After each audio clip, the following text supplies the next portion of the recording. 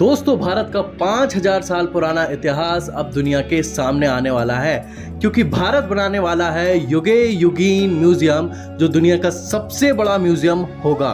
आज के समय की बात करें जो सबसे बड़ा म्यूजियम है वो ब्रिटेन का म्यूजियम है, लेकिन इसको चोरों का म्यूजियम कहा जाता है क्योंकि यहाँ पर सिर्फ चोरी की गई चीज़ों को रखा गया है। लेकिन जो भारत का म्यूजियम होगा जिसका नाम युगे युगीन म्यूजियम है दोस्तों, वहां पर भारत के इतिहास की 5000 साल पुरानी चीजों को रखा जाएगा और जिसको दुनिया देखेगी।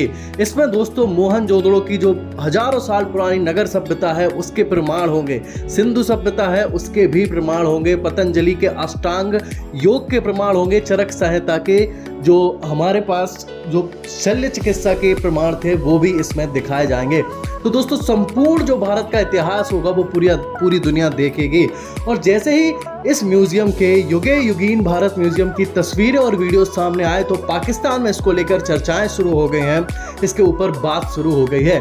तो उसमें से कुछ मैं वीडियोस आपको दिखाने वाला हूं, तो चलिए दोस्तों वीडियो देखते हैं। कि इंडिया के हवाले से आजकल बातें ये की जा रही हैं कि इंडिया जो है उसका जो गोल्डन इरा है, ठीक है जी, क्या वो स्टार्ट हो चुका है? वो और इंडिया का जो गोल्डन इरा है वो इंडिया दुनिया की 5th लार्जेस्ट इकॉनमी है, ठीक है जी।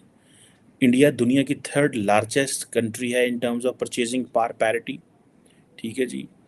दुनिया ने इंडिया को समझना शुरू कर दिया और इस वक्त जो डिस्कशन हो रही है वो ये हो रही है कि इंडिया अगर as a super power emerge होता है तो it could be a trouble for the west, ठीक है जी।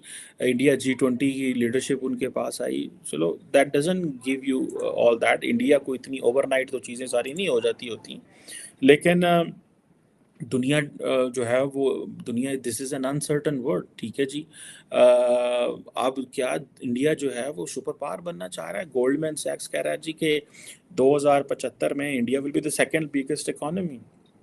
So if this is the story that India is going to be the second biggest economy by 2075 and that China will be the number 1 economy and the United States will come as a number 3 economy in the world, if this is so and we are talking of 50 years ahead, 50 साल बाद की story सुना रहे हैं, ठीक है जनाब। तो आप इमेजिन कर लें कि 50 साल बाद क्या होगा, ठीक है। तो ये चीज़ें जो हैं ये हमें पता चलती हैं कि वो जो आइडिया ऑफ इंडिया है और वो जो मैं उनकी बात बता रहा था, और अभी जो बीजेपी है वो कह रही है कि हमने ये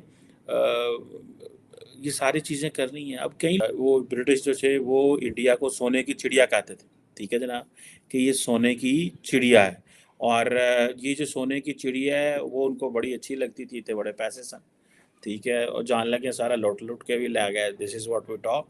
और पर्टिकुलरली अगर आप ये देखें कि शशि थरूर ने बुक लिखी, आजकल वैसे भी इंडिया के अंदर मैं आगे जाके डिस्कस करता हूँ उस हवाले से, तो सोने की चिड़िया के हवाले से बात होती है।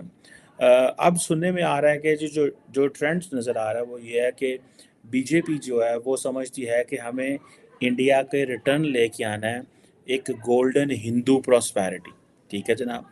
और ये ऑब्वियसली आप जब इकोनॉमिकली ग्रो कर रहे होते हैं, लार्जली लोग जो हैं उनकी इकोनॉमी को देख रहे हैं, उनकी इंडस्ट्री को देख रहे हैं, सोसाइटी के अंदर उनकी जो कितनी जान है उसको देख रहे हैं एज ए मार्केट, जैसे मैंने पहले कहा परचेजिंग पावर पैरिटी के हवाले से देखते हैं।